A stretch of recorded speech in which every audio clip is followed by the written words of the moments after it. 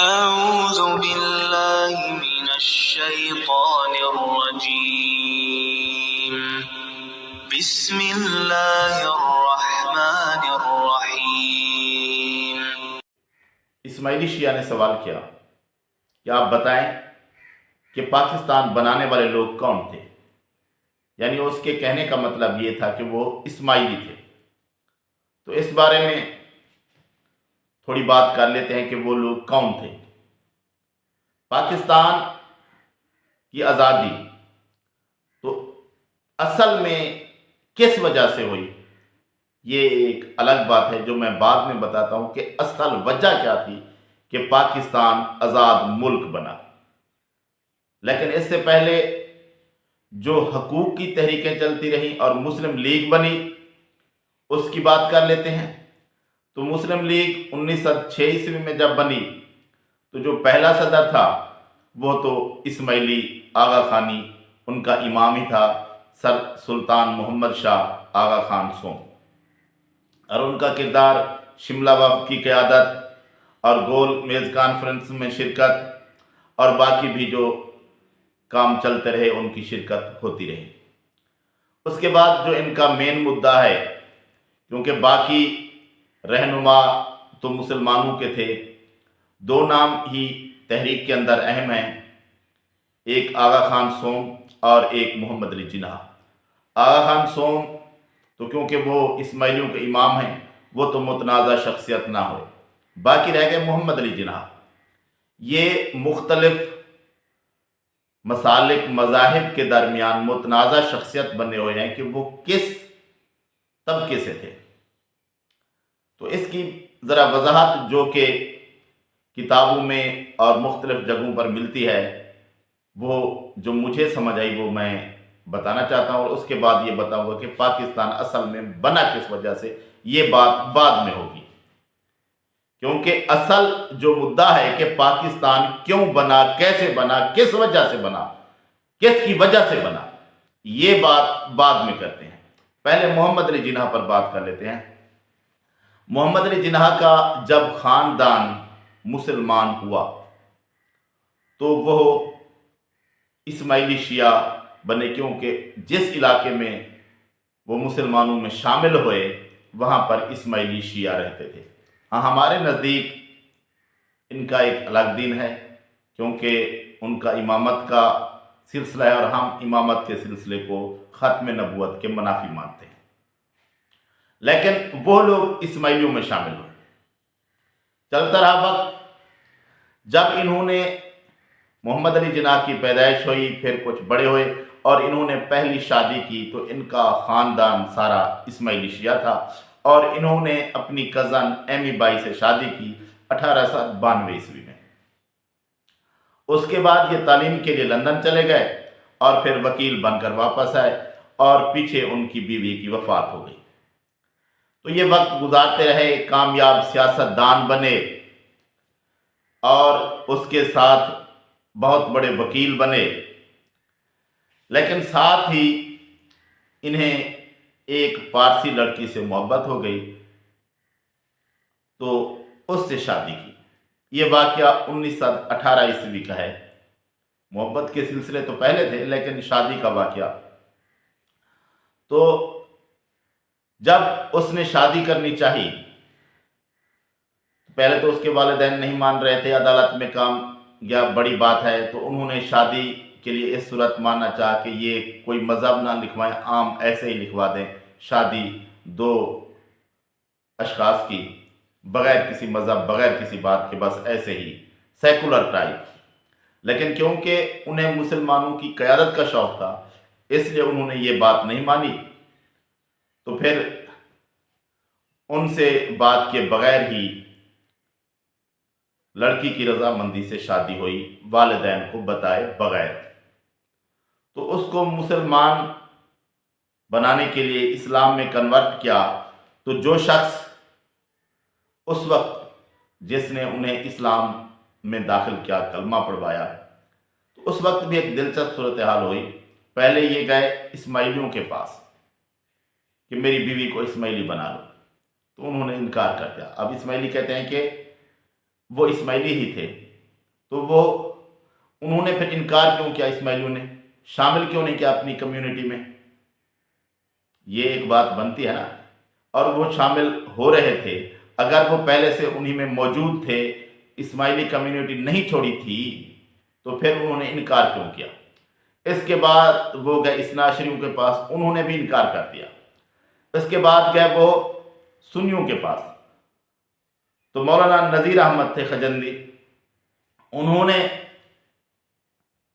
जो रत्ती बाई थी, रत्तन बाई, उनका नाम मरियम जिन्ना रखा और उन्हें इस्लाम का कलमा पढ़ाया और फिर वो मुसलमानों में शामिल हो गई। उसके बाद इस्नाशरी, क्योंकि उनके साथ मोहम्मद अली जिन्ना की रिश्तेदारी थी, इस्माइलियों के साथ रिश्तेदारी थी और सुन्नियों के साथ भी रिश्तेदारी थी। उसके बाद इस्नाशरी आ गया कि आप हमारे साथ शामिल हो जाएं। तो उन्होंने जो निकाह पढ़वाया, फिर कहा, यह जाता है कि निकाह पढ़वाने वाला मौलाना नज़ीर अहमद था, लेकिन जो दर्ज हुआ, और कुछ लोग हसन नजफी शिया इस्नाशरी के बारे में भी कहते हैं, ये सारी बातें मिल जाती हैं। खैर, जब निकाह दर्ज हुआ तो वो इस्नाशरी मजहब के मुताबिक था, क्योंकि ये बात बरतानिया की हुकूमत के अंदर लाजमन थी कि आप किसी न किसी फिरके का नाम लाजमी दर्ज करवाएं, नहीं तो ना करवाते, लेकिन फिरके का नाम दर्ज करवाना लाजमी था। तो उन्होंने फिरके का नाम इस्नाशरी दर्ज करवाया। अब इस्नाशरी बन गए, उनके साथ शामिल हो गए? नहीं। इसका पता हमें उस वक्त चलता है जब 1929 ईस्वी को रतन बाई की मरियम जिन्ना की वफात हुई, तो ख्वाजा इस्नाशरी ने कब्रिस्तान में दफनाने से इनकार कर दिया कि हम इसे यहां दफन नहीं करेंगे। अब बात है ना इस्नाशरियों की कि नहीं, उन्होंने कहा हम दफन नहीं होने देंगे। अगर उनके मजहब मसलक में मुकम्मल तौर पर शामिल थे वो इतराज क्यों उठा रहे थे? खैर, क्योंकि वो बहुत बड़े वकील थे, नामी गिरामी, और ताल्लुकात बड़े थे, उन्होंने प्रेशर डालकर वहां दफनवा दिया। उसके बाद काम चलता रहा और फिर आई पाकिस्तान बनने के बाद उनके वफात के वक्त जनाजे की बात। तो फातिमा जिन्हा बाकी बच्ची थी उधर, और उनको जायदाद लेनी थी मोहम्मद अली जिन्ना की, जो उन्होंने बाद में केस भी किया अदालत में। तो उन्होंने सबूत के लिए क्या किया कि एक शिया आलिम को बुलवाया और उससे गुस्ल कफन दिलवाया और गवर्नर हाउस में जनाजा भी पढ़वाया।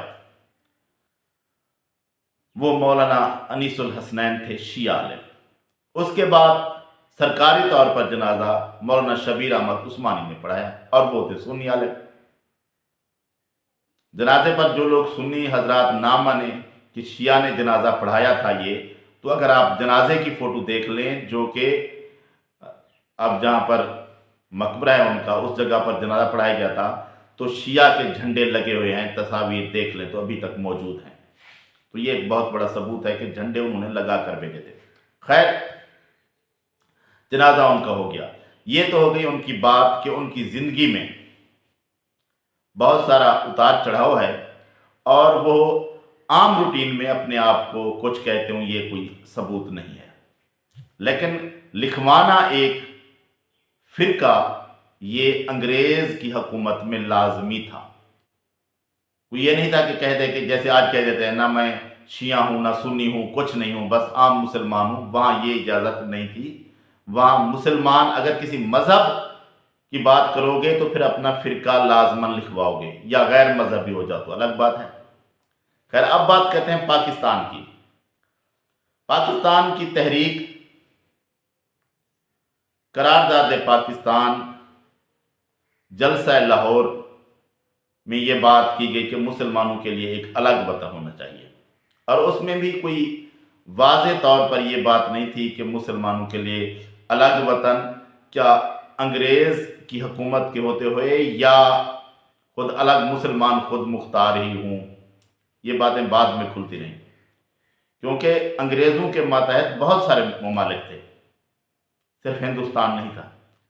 लेकिन असल बात उस वक्त बनी जब ये चार्टर शो किया गया, दिखाया गया, लोगों को बताया गया, जो अमेरिकी सदर और बरतानवी वजीर आजम के दरमियान हुआ अटलांटिक चार्टर, उसमें अमेरिका ने बरतानिया से ये बात मनवाई कि मैं तुम्हें बचाऊंगा इस सूरत में दूसरी जंग अजीम में कि तुम दुनिया के अंदर जितने मुमालिक हैं तुम्हारे मातहत और बाकी मुमालिक के भी जर्मनी वगैरह के जिनके अंडर हैं वो सारे मुल्कों को आज़ादी देंगे, फिर मैं तुम्हारी मदद करूंगा। मुल्क आज़ाद के जाएंगे, अपनी मर्जी से कोई तुम्हारे साथ रहना चाहता है तो अलग बात है, नहीं तो तुम उन्हें आज़ादी दोगे। ये अमेरिका की शर्त थी बरतानिया को दूसरी जंग अजीम में बचाने की। तीसरा पॉइंट अटलांटिक चार्टर का यही था कि बरतानिया ने मुख्तलिफ मुमालिक को आज़ादी देनी है। इस वजह से असल जो आज़ादी की बुनियाद रखी गई वो यही वजह थी कि अमेरिका का दबाव था बरतानिया पर कि तुमने आज़ादी देनी है। और उसकी वजह से जब जंग अजीम खत्म हो गई और फिर बरतानिया भी कमज़ोर हो चुका था तो उस वक्त भी अमेरिका ने दबाव दिया कि आज़ादी दी जाए, और उनमें मेन क्योंकि तहरीक चल रही थी हिंदुस्तान के अंदर, तो इसलिए हिंदुस्तान को आज़ादी दी गई। और जब आज़ादी की बात हो रही थी, आज़ादी अंग्रेज़ों ने लाजमन देनी थी क्योंकि अमेरिका का दबाव था, तो मुसलमान क्योंकि हिंदुओं से उस वक्त इख्तलाफ में थे, इसलिए ये तहरीक जैसे कि पहले से चल रही थी, फिर अलग मुल्क की तहरीक बन गई पाकिस्तान की कि पाकिस्तान को हिंदुओं से मुसलमानों को एक अलग मुल्क दिया जाए, और उसका नाम फिर पाकिस्तान रखा गया। तो ये जो हिंदुस्तान वाले और पाकिस्तान वाले असल में कहते हैं कि हमने आज़ादी ली, आज़ादी तुम्हें अमेरिका ने दिलवाई।